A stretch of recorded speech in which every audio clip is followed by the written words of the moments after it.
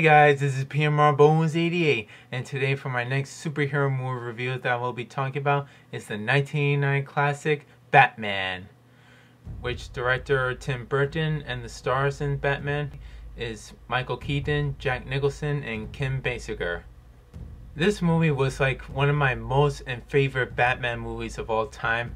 I mean, director Tim Burton directed this film like it was all dark and gothic, and it was like a between like during like 80s role model, and of course like the rolling 20s, or actually rolling 30s or 40s, how the people dressed up like wearing suits and ties and hats, of course. And it's like, and of course seeing the Dark Knight and the Clown Prince of Crime be on their first live film ever.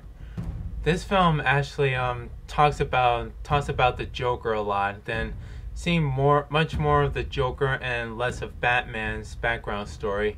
But Joker, he has like a huge role, and Jack Nicholson plays a magnificent role as the Joker, because the way he played as him, he like makes him like much more funnier or sinister, or taking even like much of the up and down tone. Like seeing him, you can see him like very light and funny at all times, or he has his dark times and he gets all sometimes a little serious and much more sinister.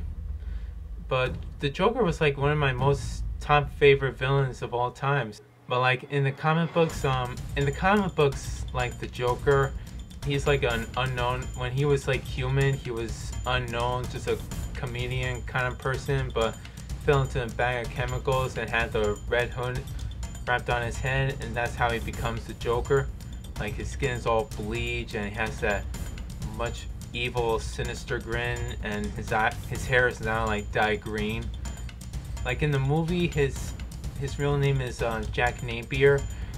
He's like one of the top mob gangster, and after he goes from being Jack Napier, the mob, to the Clown Prince of Crime, Joker.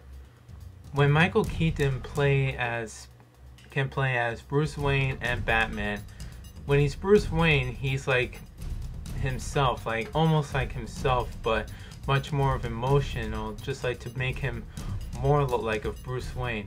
But when he's Batman, he's all in action. He's all in like much more of Batman. He's much more playing as Batman than he is as Bruce Wayne. When he plays as Batman, he fights off the Joker, or he rides the Batplane, or which is called the Batwing. That was like one of my favorite vehicles of all time, but it's just too bad that the Joker had to crash him down and then almost ran into the church.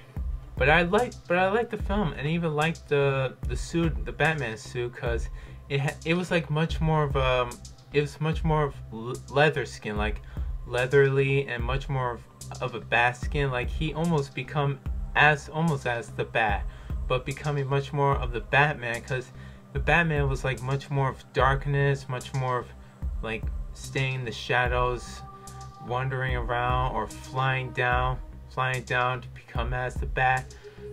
It was like great. It was like most of my favorites of all time, but I had to like give it some feedback. One, like where Jack Nicholson like goes in Vicky Vale's apartment, he does that little whatever that dance was. But I mean, he could have been like much more sinister than less being funny. Because in the Dark Knight, which I do like the Dark Knight, because when Heath Ledger plays the Joker, he's more sinister, more psychotic, and has the scars on his face to make him look like that he was smiling. But Jack Nicholson, he did play a magnificent job as the Joker, even when he's all funny and comedian and all joked up of everything. But he did a great role, and they could have had much more battle scene between the Dark Knight and the Clown Prince of Crime.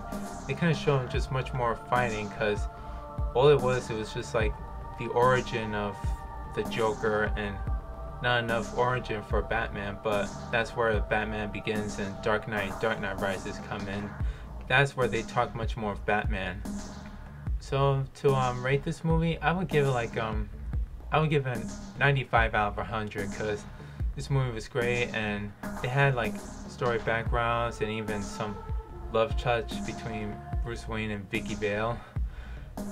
I would say that was a great. I would say that was a great movie. I think they did a good job, and of course at the very end where they show up the bat signal and rises up and Batman is there and sees the bat signal. It was great. It was phenomenal.